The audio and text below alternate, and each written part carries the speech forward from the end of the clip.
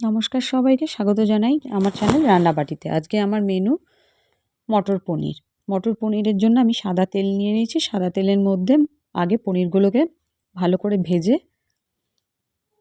নুন গরম জলের মধ্যে পনিরগুলোকে কিছুক্ষণ ভিজিয়ে রাখলাম। ভিজিয়ে রাখার পর তারপর কড়াই যখন গরম হবে, গরম হওয়ার পর বাটার দিয়ে দেবো। বাটার আর কিছুটা সাদা তেল দেওয়ার পর তার মধ্যে গোটা গরম মশলা,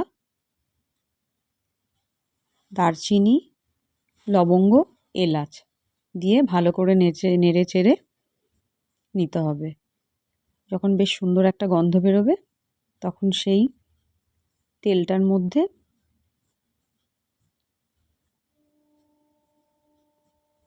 আমার যে গরম জলের মধ্যে গুলে রাখা মশলাগুলো, আদা, হলুদ, শুকনো লঙ্কা, জিরা গুঁড়ো, সেটা আমি আর কাশ্মীরি লঙ্কার গুঁড়ো সেটা বাটারের মধ্যে দিয়ে দেবো। দেওয়ার পর তার মধ্যে আমন্ড ও কাজু বাদাম বাটা দিয়ে দেবো। দিয়ে দেওয়ার পর ভালো করে নেড়ে চেড়ে মিক্সড করে নেব।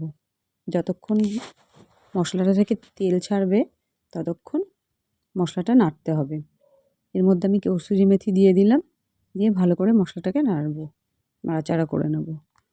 নাড়াচাড়া করার পর এর মধ্যে আমি একটা গোটা বড় টমেটো পেস্ট করে সেই টমেটো পেস্টটাকে দিয়ে দিলাম।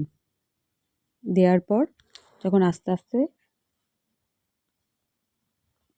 এটা তেলটা ছাড়তে শুরু করবে তখন তার মধ্যে আমি মটরশুঁটি গরম জলের মধ্যে সেদ্ধ করে নিয়ে রেখেছিলাম।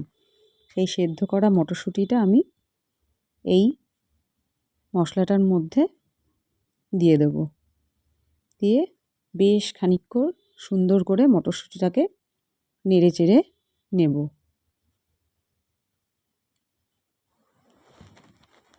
অনেকক্ষণ ধরে সময় নিয়ে কষাতে হবে। যত কষাবে তত বেশি এর টেস্টটা বাড়বে। মটরশুঁটিটা যখন কষাতে কষাতে তেল ছেড়ে আসবে তখন তার মধ্যে যে ভেজে রাখা পনিরগুলো জলে ভেজানো ছিল সেগুলো আলাদা করে মশলার মধ্যে দিয়ে বেশ খানিকক্ষণ এটাকে কষিয়ে নিতে হবে। কষানোর পর আমি এর মধ্যে আমার ভিডিওটা স্কিপ হয়ে গেছিলো, আমি এর মধ্যে গরম দুধ দিয়েছি। দুধ দেওয়ার পর আর এর মধ্যে আমি কিছুটা জয়িত্রী আর এলাচ বাটা দিয়ে দিয়েছিলাম। আর তার সাথে নামানোর আগে ফ্রেশ ক্রিম দিয়ে আমি আমার মটর পনিরটা নামিয়ে নিয়েছি। বন্ধুরা, খুব সুন্দর টেস্ট হয়েছিল খেতে। যদি ভালো লাগে তাহলে লাইক, কমেন্ট, শেয়ার করে দেবেন। নমস্কার।